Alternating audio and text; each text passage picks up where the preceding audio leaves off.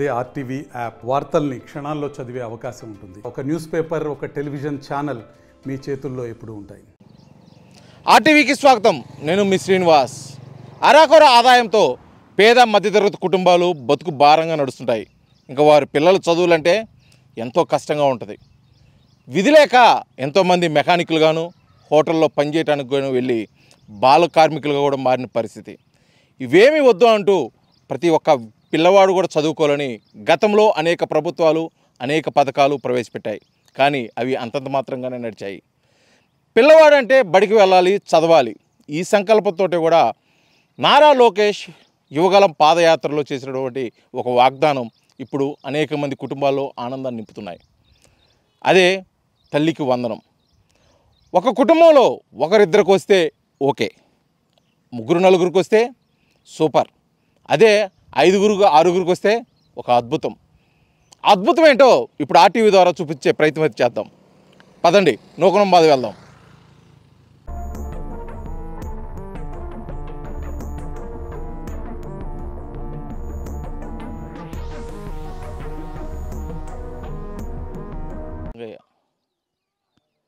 ప్రస్తుతం మనం నేకునంబాద్ రంగయ్య కుటుంబం దగ్గర అయితే ఉన్నాం. అదే ఒకే కుటుంబంలో ఆరుగురికి తల్లికి వందనం పడిన కుటుంబం. అసలు వారు ఏ విధంగా ఫీల్ అవుతున్నారో వారు మాట్లాడి తెలుసుకునే ప్రయత్నం అయితే ఇప్పుడు చేద్దాం. రంగయ్య గారు నమస్తే.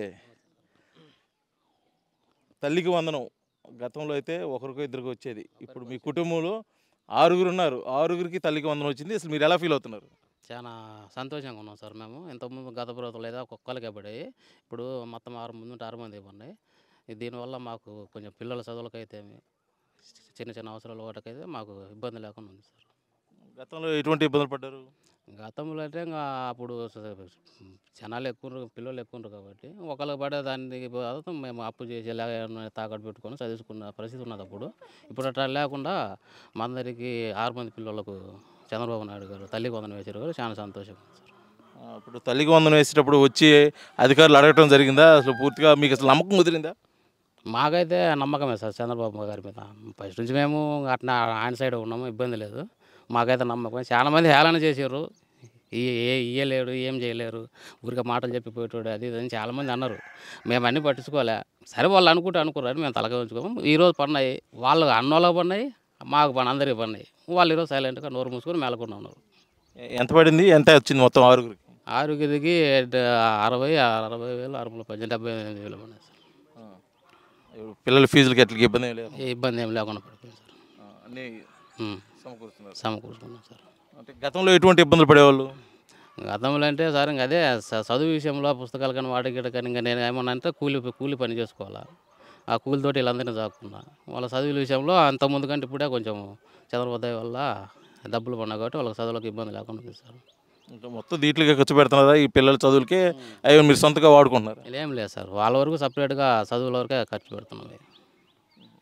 గతంలో ఎంత అయ్యేది పిల్లల ఖర్చులు? ఇప్పుడు ఎలా అనిపిస్తుంది? ఏమన్నా మీకు కొద్దిగా భారం తీరింది కొద్దిగా ఒక ఫీలింగ్ ఏమైనా వచ్చిందా? ఉంది సార్. ఇంతకుముందు అంటే ఇంకా అదే చెప్తున్నా భారంగా ఉండేది చదువు. ఇప్పుడు ఏంటంటే పనదు కాబట్టి ఇప్పుడు పిల్లలు క్లాసులు పెరిగే కొంది ఖర్చు పెరిగేది సార్. ఇప్పుడు 10th వరకు అయితే ఇబ్బంది, 10th దాటి 4 నుంచి ఖర్చు కాబట్టి ఇప్పుడు ఇంటర్ వాళ్ళకు కూడా వేసింది కాబట్టి సారు ఇబ్బంది లేకుండా వాళ్ళ చదువులకు ఫీజులకు వాటికి ఇబ్బంది లేకుండా ఫ్రీగానే ఉంది సార్. వాస్తవంగా ఇప్పుడు ఒక కుటుంబంలో అంటే ఒకరు ఇద్దరు ఉంటారు. ఇప్పుడు ఆరుగురికి మీరు అప్లై చేసినప్పుడు ఎవరైనా అధికారి వచ్చి ఎంక్వైరీ చేయడం కానీ అలా చేశారా? ఏం లేదు సార్, సేమ్ చేయలేదు. డైరెక్ట్గా మా స్కూల్ హెడ్ మాస్టర్లు మొత్తం డేటా పంపించారు, వాళ్ళు ఇచ్చిన ప్రకారం మాకు పడిపోయింది. అమ్మ మీరు చెప్పండి, ఇప్పుడు ఎప్పుడో గతంలో పిల్లలు ఫీజులు కట్టాల్సినప్పుడు కొంత ఆలోచించి ఉండేవాళ్ళు, బాధపడటం, ఆ టైంకి డబ్బులు లేకపోవటం. ఏదో ఇప్పుడు పిల్లలకి మనిషికి వచ్చేసి ఒక 15,000 లెక్కన అకౌంట్లో పడినాయి కాబట్టి ఇప్పుడు అసలు మీరు ఎలా ఫీల్ అవుతున్నారు? బాగానే ఉంది సార్, మాకు సంతోషంగానే ఉంది. బాగానే ఖర్చులు పడతాం, కొంచెం బాగానే భారం తగ్గింది, మంచిగానే ఉంది. పిల్లలు ఇప్పుడు స్కూల్కి వెళ్తున్నారు? అందరూ వెళ్తుండ్రు సార్. ఏమంటున్నారు పిల్లలు? ఏమంటుంది సార్, మంచిగా బాగానే ఉండాలి మాకు అని అంటుండ్రు. డిగ్రీ అయితే గతంలో ఇప్పుడు బుక్స్ కొనడానికి కానీ, బట్టలు కొనడానికి కానీ, లేకపోతే ఏదైనా చిన్న చిన్న పిల్లల అవసరాలకి ఉన్నప్పుడు కొద్దిగా ఇబ్బంది పడేవాళ్ళు. అవును సార్, ఇబ్బంది పడ్డాం. ఇప్పుడు ఎలా ఉంది? ఇప్పుడు బాగుంది సార్. వాళ్ళ ఖర్చులు పోయినా వాళ్ళకు బుక్కులకు అన్నిటికంటే డబ్బులు ఉన్నాయి. పిల్లలు ఏమంటున్నారమ్మా? బాగానే ఉంది మాకు అని అంటుండ్రు సార్. ఒకసారి చెప్పమ్మా, మీరేమనుకుంటున్నారు అసలు తల్లి? ఒక్క నిమిషం అమ్మ, ఒకసారి మీరు చెప్పండి, ఏమనుకుంటున్నారు తల్లి? ఎలా ఉంది? బాగానే ఉంది సార్. గతంలో మీ 6 ఉంటే ఒకరికే పడేది కదా, ఇప్పుడు 6 పడింది, ఎలా అనుకున్నారు? చాలా సంతోషంగా ఉంది సార్. బుక్స్ అన్ని కొనుక్కుంటున్నారు ఇబ్బంది లేకుండా? అందం ఈ బట్టలు కానీ యూనిఫామ్లు కానీ వాటికి అన్నిటికీ డబ్బులు పడ్డాయి కదా సార్, కుట్టించుకున్నామని. కుట్టించుకున్నారా? మీ నాన్నయ్య గారికి ఇబ్బంది లేకుండా జరిగిందంటావు? అవును సార్. మీ నాన్నగారు ఏమన్నారు? ఈ మొత్తానికి అయితే సంతోషం అయితే వ్యక్తం చేస్తున్నారు. మీరు చెప్పండి రంగయ్య గారు, ఇప్పుడు గతంలో అయితే ఏదో ఒక స్కూల్ ఫీజు విషయంలోనో ఎక్కడో చోట కొంత అప్పు చేయాల్సి వచ్చేది. అప్పు చేసేటప్పుడు మీకు ఎలా అనుకుంది? ఇప్పుడు అసలు అప్పు చేయాల్సిన బాధ లేకోకుండా నేరుగా వచ్చి అకౌంట్లో పడినాయి కదా, ఇప్పుడు ఎలా ఉంది? అంటే సార్ ఇంతవరకు అయితే మనం ఫీజులు కట్టి చదివించింది అక్కడ లేదు, మొత్తం అందరినీ గవర్నమెంట్ స్కూల్లో చదివించిన. ఇప్పుడు ప్రస్తుతానికి పెద్ద పాపము మామూలుగా ఇంటర్మీడియట్ బయట చదివించాను. ఆమెకు సంవత్సరానికి వచ్చేసి 15,000 ఫీజు కట్టాలి. ప్లస్ అవన్నీ ఇంతకుముందు ఇబ్బంది ఉన్నది, ఈ సంవత్సరం అయితే ఇబ్బంది లేదు, డబ్బులు పడినాయి కాబట్టి ఫ్రీగానే ఫీజులకు అయితేమి, పుస్తకాలకు అయితే, యూనిఫామ్లకు అయితేమి అందరికీ శుభ్రంగా ప్రశాంతంగా ఉంది సార్, ఇబ్బంది ఏం లేదు. ఎప్పుడన్నా 6 మంది పిల్లలు ఫీజులకి పుస్తకాలకి వీటికి ఇబ్బంది అయింది అని గతంలో ఎప్పుడన్నా అనుకున్నారా? గతంలో అంటే సార్ అదే చెప్తున్నా కదా సార్, గతంలో అంటే చిన్నపిల్లలు కాబట్టి అంత ఖర్చు అనిపించలేదు. ఇప్పుడు క్లాసులు పెరిగే కొంది భారం అనేది వస్తుంది, భారం ఇప్పుడు తగ్గింది చంద్రబాబు దయ వల్ల ఉంది. ఇప్పుడు ఆ డబ్బులతో ఏమేమి చేశారు? పిల్లలకు వచ్చిన డబ్బులతో పిల్లలకు స్కూల్ మొత్తం పుస్తకాలు, యూనిఫామ్ కుట్టించినాము, బ్యాగు మొత్తం పిల్లల వరకు చూసుకున్నాం సార్, ఇబ్బంది లేకుండా వాళ్ళకి. అంటే ఇప్పుడు ఆ తల్లికి వందనంతో పాటు స్కూల్ బ్యాగులు, డ్రెస్సులు కూడా ఇవ్వడం జరిగింది. ఎలా ఉన్నాయి క్వాలిటీ విషయంలో కానీ? బాగానే ఉన్నాయి సార్, అది డ్రెస్సులు అయ్యా, బ్యాగులో కొంచెం ఇబ్బంది, అది బ్యాగులో కొంచెం క్వాలిటీ పెంచితే ఇంకా మంచిగా ఉంటుంది. ఓకే. అయితే మీరు ఒకవేళ ఏదన్నా చెప్పదలుచుకుంటే, అంటే ఇప్పుడు మిమ్మల్ని ఎవరో అంతమంది ఎగతాళి చేశారని చెప్పేసి అంటున్నారు, వాళ్ళకి చెప్పదలుచుకుంటే మీరు ఈ విధంగా తల్లికి వందనం మీ 6 పిల్లలకి పడుతుందని మీరు ఏ విధంగా నమ్మకం కుదిరింది? అసలు మీరేమనుకున్నారు? అసలు ఈ పథకం పెట్టినప్పుడు ఏమనుకున్నారు? సార్ నాకైతే నమ్మకం సార్ చంద్రబాబు మీద, ఆయన చెప్పినట్టు ఖచ్చితంగా నెరవేరుస్తాడు. ఎంతమంది ఏమనుకున్నా కానీ సార్ మేము పట్టించుకోకుండా వెళ్ళిపోయాము, మేము ఫస్ట్ నుంచి ఆయనతోటే ఉన్నాము, ఆయన సైడ్ తిరుగుతున్నాము. ఆయన చెప్పినట్టు ఖచ్చితంగా చేస్తాడు. ఊర్లో ఉన్నారు జనాలు నాకు రకాలుగా అన్నారు, అయినా పట్టించుకోలే. తర్వాత పడినప్పుడు వాళ్ళే నోరు మూసుకొని సైలెంట్గా ఉన్నారు సార్. అది అంటే యోగాలం పాదయాత్రలో నారా లోకేష్ కూడా అన్నాడు, అంటే పిల్లలకు ఒకరికి కాదు, అంటే గత ప్రభుత్వంలో ఒకరికే వేసేవాళ్ళు కదా, అందరికీ వేస్తాను ఎంతమంది ఉంటే అంతమంది కానీ. అప్పుడు మీకు అసలు నమ్మకం కుదిరిందని? ఉంది సార్ నమ్మకం, చంద్రబాబు నాయుడు గారి మీద నమ్మకం, అంతే. ఆయన మాట చెప్పినట్టే చేస్తాడు, అది సార్. ఇప్పుడు లోకేష్కి ఒకవేళ మీ కుటుంబం తరఫు నుంచి కానీ లేకపోతే ఆ పిల్లలందరి తరఫు నుంచి కానీ చెప్పదలుచుకుంటే ఏం చెప్తారు? ఆయనకు నేను నమస్కారం చేస్తారు, ఎందుకంటే ఇంత మాకనే కదా మన రాష్ట్రంలో ఉన్న పిల్లల ప్రతి ఒక్కరికి ఇచ్చారు కాబట్టి మేమైతే ఆయనకు కృతజ్ఞతలు చెప్పుకుంటాం సార్. అంటే గతంలో కూడా వైసీపీ ప్రభుత్వంలో కూడా కుటుంబంలో ఒకరికి ఇచ్చారు కదా, అప్పటికి ఇప్పటికి ఒకవేళ మీకు తేడా అనిపిస్తే అసలు ఆ తేడా ఏమనిపిస్తుంది? అప్పుడు ఏం భారంగా ఉంది, ఇప్పుడు ఏం భారం తీరిందంటారు మీరు?